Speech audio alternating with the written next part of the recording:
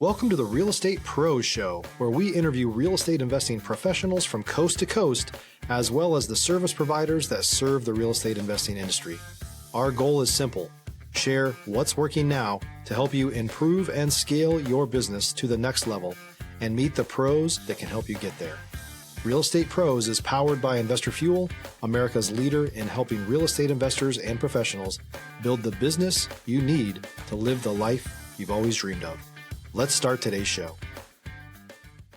Property insurance for real estate investors doesn't have to be difficult, but it does need to be there to protect you when you need it. MyInvestorInsurance.com not only provides insurance at 15 to 30% cheaper than traditional agencies, it's built specifically for real estate investors like you. You can set up an account in about 2 minutes, get quotes on properties, turn on and turn off insurance for your fix and flip or rental properties in around 2 minutes without having to talk to anyone directly, all through our portal. There's no better way or faster way to make sure you've got the coverage you need to protect you, and no more lengthy policies either. Once you're set up, you're billed monthly and prorated by the day for however long your policy is active. It's powered by MSI, the third largest independent MGA, with 1.5 million customers and more than $1 billion in cumulative premiums written. Get set up today in about 2 minutes at myinvestorinsurance.com/fuel. Welcome back to the show, guys. I'm your host, Brett McCollum, and I'm here today with Trevor West. And today we're going to be talking about how an injury led him into real estate. Stay tuned. Before we do, guys, at Investor Fuel, we help real estate investors, service providers, and real estate entrepreneurs to 2 to 5x their businesses to allow them to build the businesses they've always wanted and allow them to live the lives they've always dreamed of. Without further ado, Trevor, how are you, man? Hey, incredible. Thank you so much, Brett, for having me on. Incredible. I like it. Perfect, man. It was really cool catching up with you, pre-show, getting to know you a bit. And I say this a lot, it just must speak to the people we're getting on the show lately. But man, you guys are in for a treat. This is going to be a great episode. But before we kind of get into all the things, let's give some people some history, some background. Who's Trevor West? Yeah. Trevor B. West, born and raised in Canton, Ohio. And, from a young age, I thought that I was a business-minded person, and I never really did anything with that through high school or shortly after high school. I joined the military, and while all my friends were off going to college, I decided, dude, I absolutely hated school. I couldn't stand it. The regiment of it, which is strange because I ended up joining the military, which is much more regimented than school is. But I just knew college wasn't for me.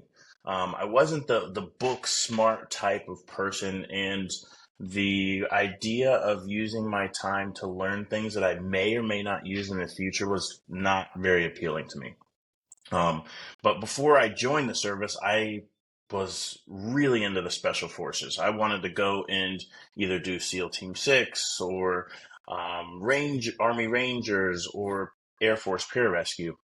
And so I ended up settling on Air Force Pararescue, which is what I wanted to do, mainly because their whole slogan was, we do this so that others may live. Air Force paratroopers, they go behind enemy lines and they rescue people who have been either captured or injured behind enemy lines. And it was just this incredible draw. So I go to join and I do my physical exam and I find out that I'm colorblind. Which I had never known. I feel like I see colors just fine, but for whatever reason, it cut my jobs list from like 100 to maybe 50. Test you right now, Trevor. What color is my shirt? Blue. No, it's blue. Yeah, green. So it cut my jobs list, and the next coolest jobs were like these intelligence jobs. I said, okay, I'll pick 4 of those, and hopefully I get it. So I waited a year and a half. I worked a construction job while I waited for it, and I finally got the call that I had been selected. And I did the intelligence thing. So at my first base, we worked a lot with drones. So we would work in a big, huge room with a bunch of other intel nerds, like 100 to 150 other intel nerds in a dark room. And then we'd stare at screens and we'd watch terrorists in Afghanistan and Iraq and all these different places, Syria, to present intelligence information to warfighters in the battlefield. It was very far removed from the warfighter itself. Stop living on an island and join the #1 mastermind in America for professional real estate investors.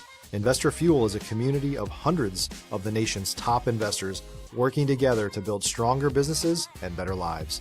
In addition to the amazing community of real estate investors acting as a board of advisors for one another, Investor Fuel members have access to 100% funding on purchase and repairs for our members only, a health insurance program, and benefits and discounts that more than pays for the membership of most of our members, meaning it's actually costing you money to not be a member of Investor Fuel.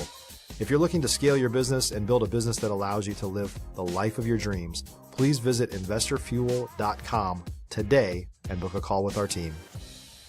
But I still had that ambition. I wanted to go and do the incredible thing like the pararescue. So there was a recruiter who came to our base who was talking about this super secret unit. We didn't know where they were, what they did. They just said, the things that you see in the headlines on CNN, that's what we do. I was like, dude, that is for me. So I ended up applying and yeah, exactly. And I got selected, and you go down and you do a 5-day hiring process where they take you through a gauntlet of different tests and regiments and mental exams and physical exams and psych doc interviews. And I ended up getting selected. I was the second youngest person to ever get selected at that time. And from the jump, it was a high speed. I mean, it was intelligent. I mean, it was very fast training from shooting, driving, espionage, counter espionage. Like, we did all the things. And then 5 months later, I found myself in Afghanistan. And I was deployed out there, and I was working with some entities that were to not be named. And I was out there with some Army Rangers, and we just went out and did operations every single night. So my job was to find people. And that was, I need to know who you are, what you do, where you sleep, where you wake up, who your friends are, what's your area like, are they friendly to U.S. forces, are they not friendly to U.S. forces, when was the last attack, what kinds of weapons are we going to be encountering? And then I would take that information and I would relay it to the team. Like, I was their intel guy. Yeah. And so iteration after iteration, whether I was talking to peers, commanders, or trigger pullers, I was constantly relaying information, learning how to be clear and concise with my communication. And so fast forward through a number of different iterations of that, different deployments. I had a really incredible time. And honestly, like 99.9% of the military will never get to experience the things that I got to do. And so I'm super blessed by that. And it built camaraderie, loyalty, and most importantly, communication and the understanding that I can do something at a very high level. So on the professional side, everything was going really great. On the personal side, a young man in the military is living a young man military's lifestyle. You know, I was partying a lot. I was drinking every weekend.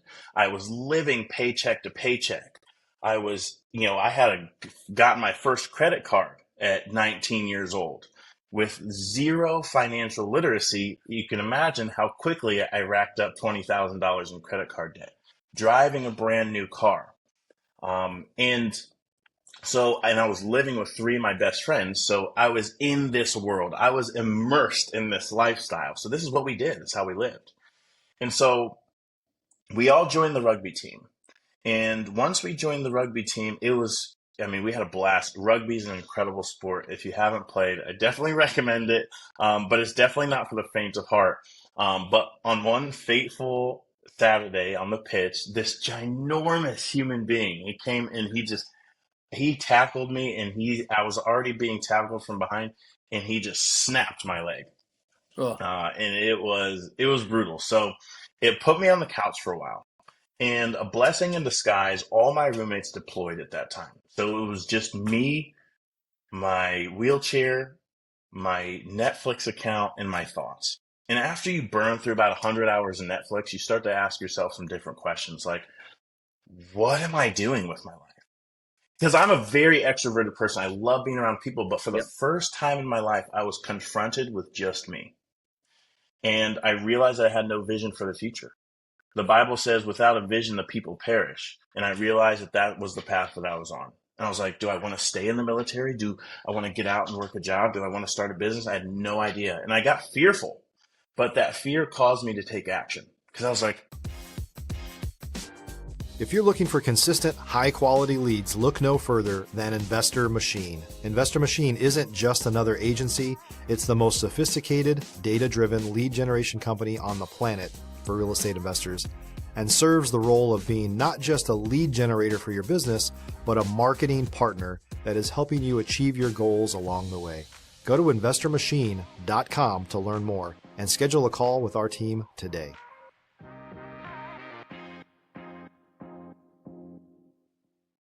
okay, I got to do something. I have all this time. I've never been alone. I have this time on my hands. I got to do something with it. What are the successful people around me doing? They're going to college. Okay, that's what I'm going to go do. So in the military, you can do these one-off courses. You can take CLEPs. So I was like, let me go take a math class. And if I can take that math class and get it done and pass it, the rest of college will be a breeze. And so I'm doing Pythagorean theorem for the first time in 8 years, hating my life because, as you know, I was not a school guy back in the day.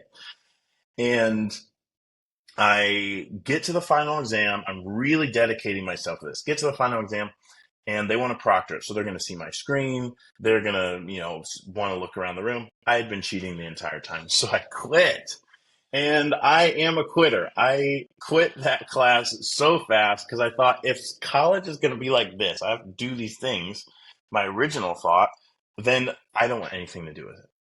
But my second thought was, well, if I can manage my money, I'll be successful anywhere. So I went and bought a bunch of books. Think and Grow Rich, Simple Path to Wealth, Accounting 101, The Richest Man in Babylon. And then, of course, we all know it. We all love it.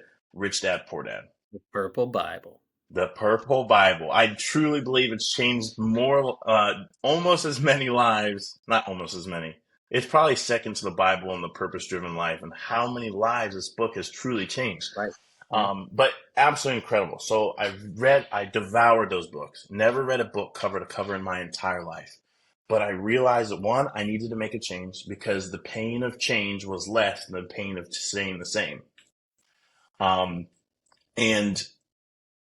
from that point forward, I realized that there was this whole other life that I had no idea was out there, that I could have my money work for me. I could do these things. I could go, of course, invest in real estate.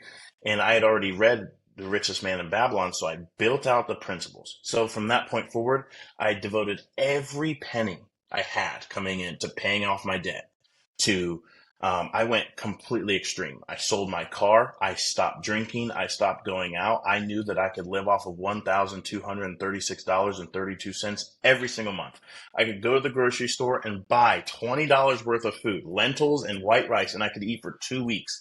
I went berserk. And my roommates came back. It was hilarious. They're like, who is this person? Yeah. Who is this guy this is not the same guy.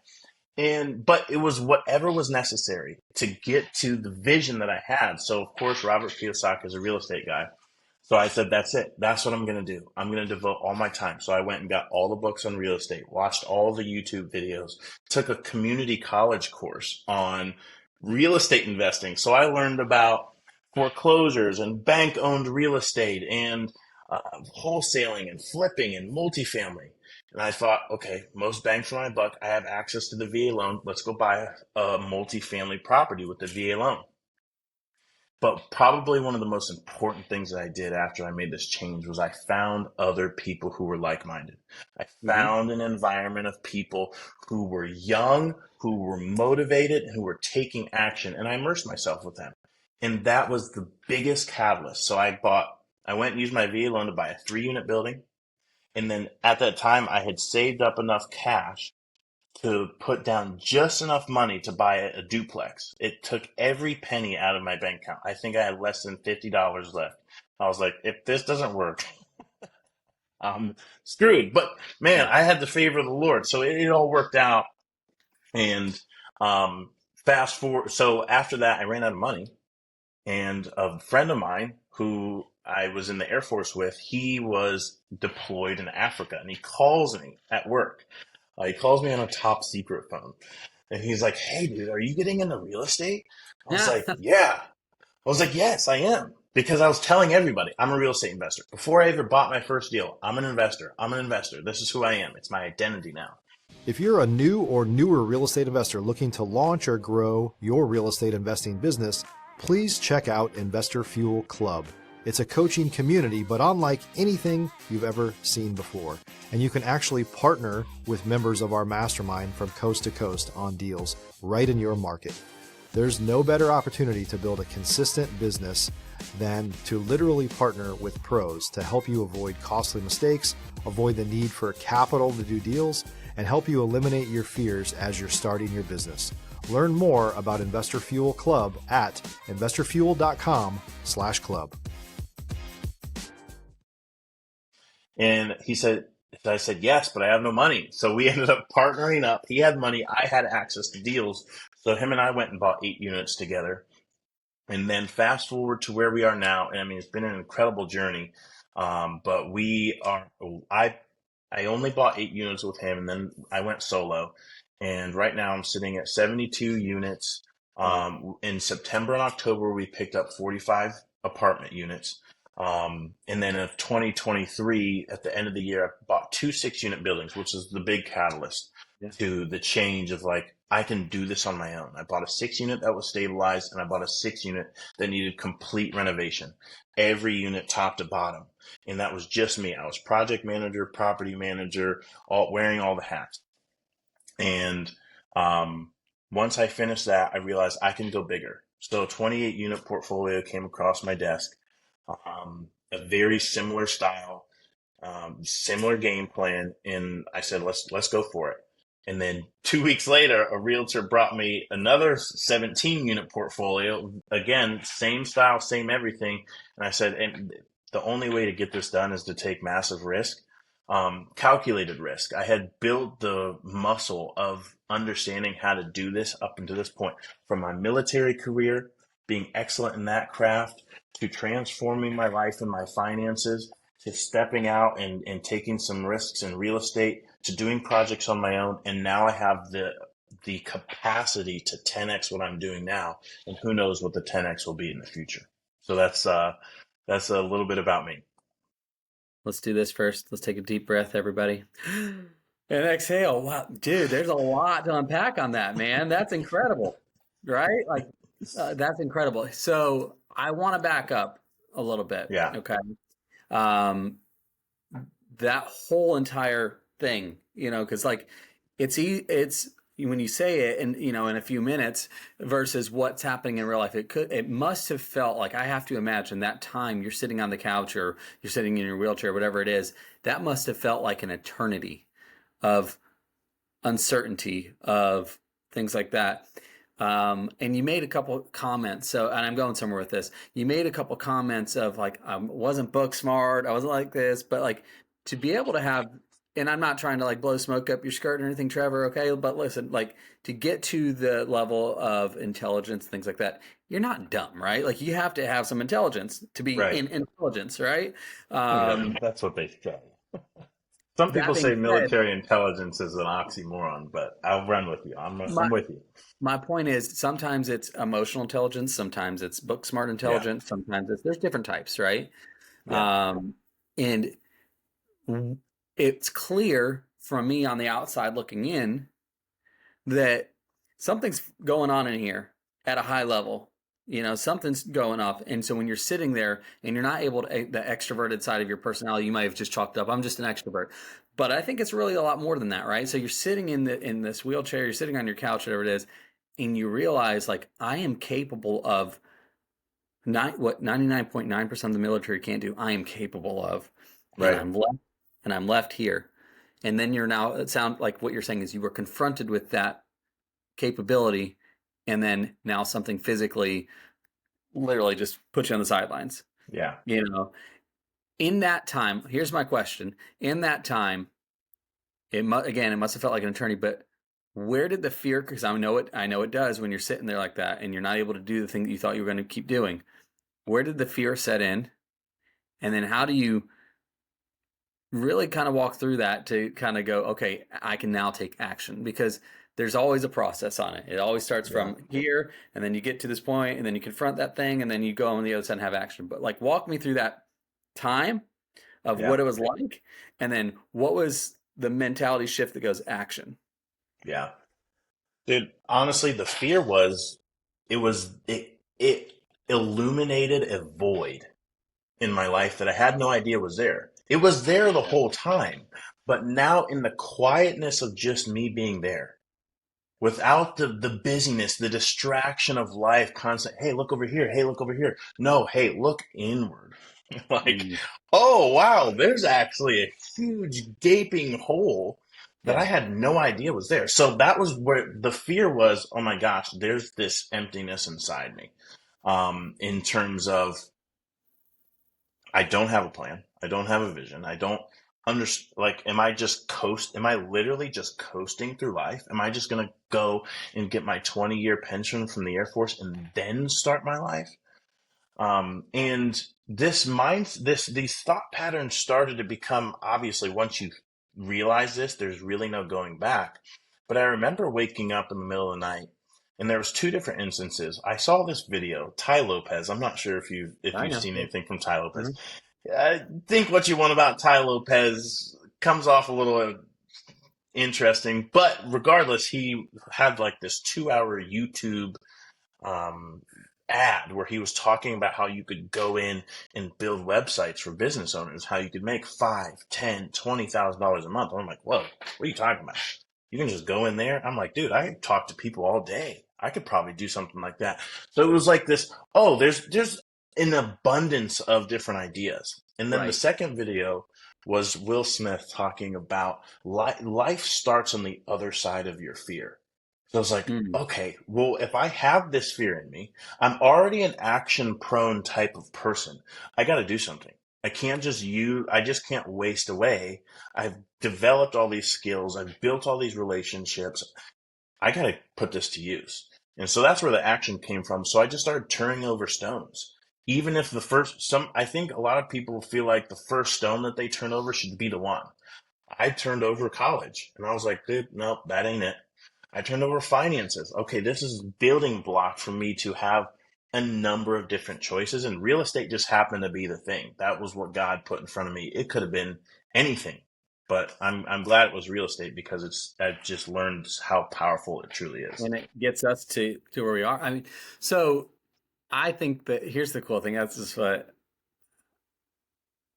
for me, I'll speak like that. Okay. And then I see if I'm pretty sure it'll resonate with you too. But um, life has a funny way of of doing things that we didn't plan for happening to us. Right. So my entry into real estate was I was fired from I was in the insurance business, and I was fired one day after 5 years and blindsided. I'm like, climb, climb, climb, climb, climb.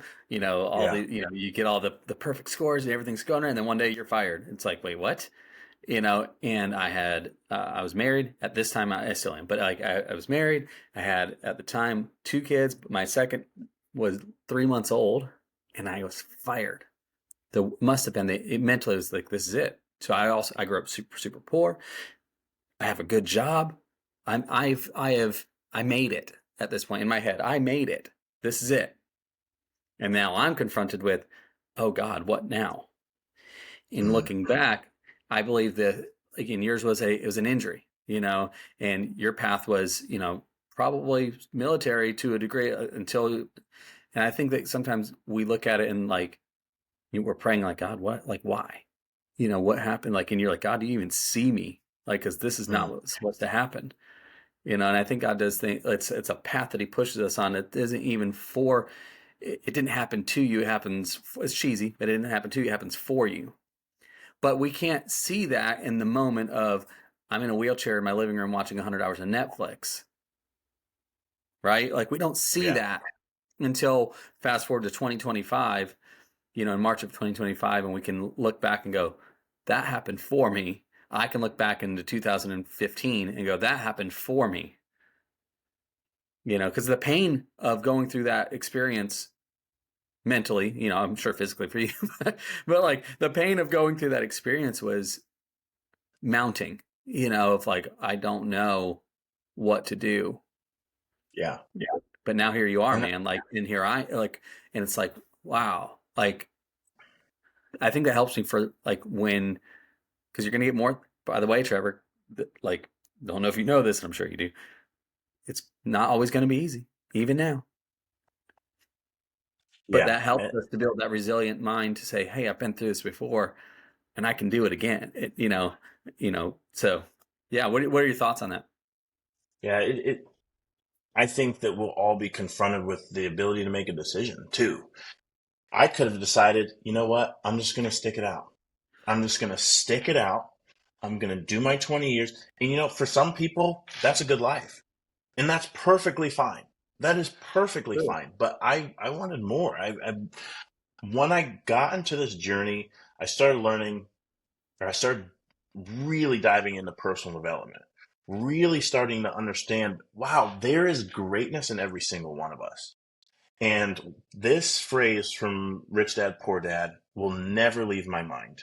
It's not the intelligent that succeed, but the bold.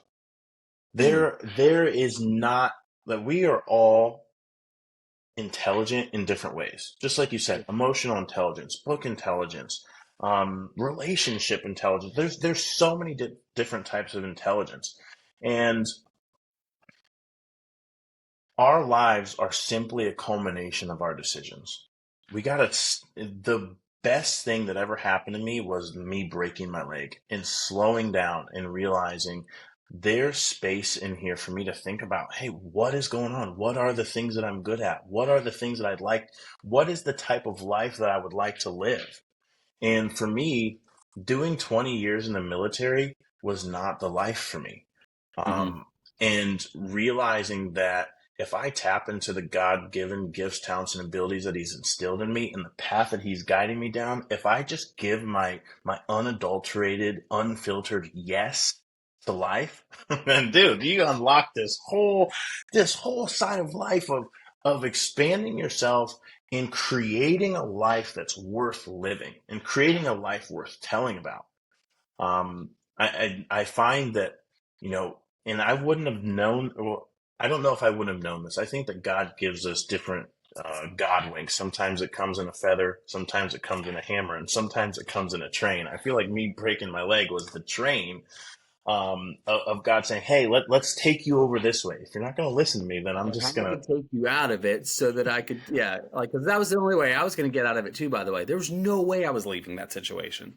yeah, Like, yeah. So at the risk of getting a little preachy on our podcast here, I think this is a story like that relates. Because here's the premise, and then I'll tell the story is when God gives you permission to do something and He gives you a yes, there's nobody else that can tell you no, right? right. Like, you can't buy 45 units, you can't buy 72 units, you can't do this. There's no way that Trevor could do that. He's never done it before. Why would you be able to do it now? Like, right? But if God tells you to do it, nobody can tell you no. Here's the principle that I stand on with that from a biblical side, right? You've heard the story of Peter walks on water. Everybody knows that. Even if you're not familiar with like you've heard Peter walks on water before at some point, right, in your life. But what happens is they're out and there's a sea and it's a storm and it's impossible to get through this, and they see this figure out in the water and it's Jesus, and then they're like, Master, if it's you, da, da, da. And then Peter looks out and says, if it's you, tell me to come out, right? And so and then the whole cliche is, you know, you can do it too. Step out of the boat. You can do it. But here's to me, it's interesting is like Peter was no more or less human than you and I, but what he got was permission to do it. And if He gives you permission to do it, there's nobody that can tell you you can't. Yeah, that's And good. so, yeah, so I look at that and go, you know what, man, that's what I heard from you. Is like, dude, like I've got permission to do this thing that might sound crazy to some people. Like it's a great, but it's a great undertaking and it's a great responsibility. And it's a great, and dude, nobody can tell you no. And that's a very powerful thing, by the way. Yeah. Oh, Yeah, we've changed our, I mean, we've changed our family's trajectory for generations to come, Yeah. which is truly incredible. And it all came down to a decision to, go extreme. I had to get my finances in order to be able to take this leap.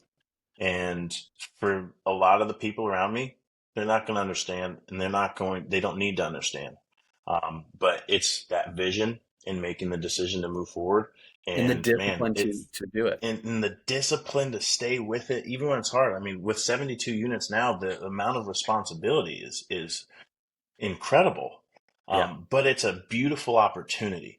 And yeah, it really did come down to choices and discipline. And in a few short years, 5 years, you can change your life forever and the lives of your children forever, which is so incredibly powerful. Yeah. So you've got that going on. What's kind of next though? Like I'm sure you're like, I know you're in the middle of it right now, and Yeah. there's wisdom in staying in front of yourself. But I also think I think I understand you a little bit more as we've been talking.